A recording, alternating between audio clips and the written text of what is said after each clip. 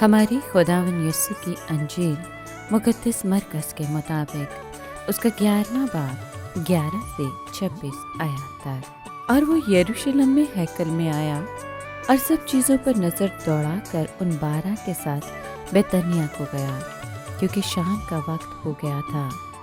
और दूसरे दिन जब वो बैतनिय्याह से बाहर आए तो उसको भूख लगी, और वो दूर से अंजीर का एक सरसब्ज दरख्त देख कर गया कि शायद उसमें कुछ पाए। मगर जब वो उसके पास आया तो पत्तों के सिवा कुछ ना पाया, क्योंकि अंजीर का मौसम ना था। तब उसने उससे कहा, आइंदा कोई तुझसे कभी फल ना खाए। और उसके शागिर्दों ने सुना। और वो यरूशलेम में आए और वो हैकल में दाखिल होकर उन्हें जो हैकल में खरीदो फरोख्त करते थे बाहर निकालने लगा, और सराफों के तख्ते और कबूतर फरोशों की चौकियां उलट दी, और किसी को हैकल में से होकर कोई बर्तन ले जाने ना दिया। और तालीम देकर उनसे कहा, क्या ये नहीं लिखा है कि मेरा घर सब कौमों के लिए दुआ का घर कहलाएगा? लेकिन तुमने उसे डाकुओं की खोह बनाया है। जब सरदार काहिनों और फकीहों ने ये सुना तो उसे हलाक करने का तरीका ढूंढने लगे, क्योंकि वो इसलिए उससे डरते थे कि कुल आवाम उसकी तालीम पर मोहतजब होते थे। और शाम होते वक्त वो शहर से बाहर जाते थे, और सुबह को जब वो उधर से गुजरे तो देखा कि वो अंजीर का दरख्त जड़ से सूख गया है। तब पतरस को याद आया और उसने उससे कहा, रब्बी, देख, अंजीर का दरख्त जिस पर तूने लानत की थी सूख गया है।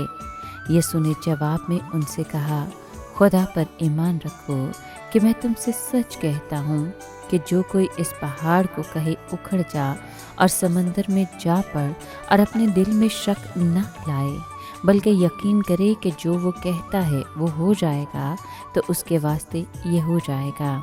इसलिए मैं तुमसे कहता हूँ कि जो कुछ तुम दुआ में मांगते हो, यकीन रखो कि तुमने पा लिया तो तुम उसे पाओगे। और जब तुम दुआ के लिए खड़े होते हो, अगर किसी के खिलाफ कुछ दावे रखते हो तो माफ़ करो, ताकि तुम्हारा बाप भी जो आसमान पर है तुम्हारे गुनाह माफ़ करे। और अगर तुम माफ़ ना करोगे तो तुम्हारा बाप भी जो आसमान पर है तुम्हारे गुनाह माफ़ ना करेगा। पाक कलाम के पढ़े और सुने जाने पर खुदावंद की बरकत हो, खुदा का शुक्र हो। अजीज दोस्तों, आज के कलाम में हमने अंजीर के बेफल दरख्त के बारे में सुना। अंजीर के दरख्त पर लानत भेजने के बाद अगली सुबह यरूशलेम को जाते हुए और उधर से जब वो गुजरे तो शागिर्दों ने देखा कि दरख्त जड़ तक सूखा हुआ है। जब पतरस ने इसका जिक्र खुदावंद से किया तो उसने जवाब दिया कि खुदा पर ईमान रखो। लेकिन इन अल्फाज का अंजीर के दरख्त के साथ क्या ताल्लुक है?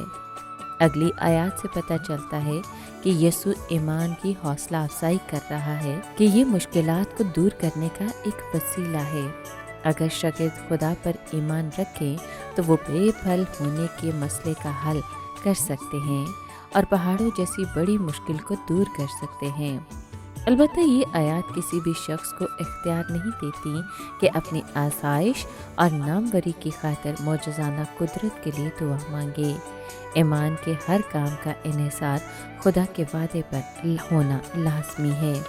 अगर हम जानते हैं कि खुदा की मर्ज़ी है कि कोई मुश्किल दूर की जाए तो हम यकीन के साथ दुआ मांग सकते हैं कि ऐसा हो जाएगा।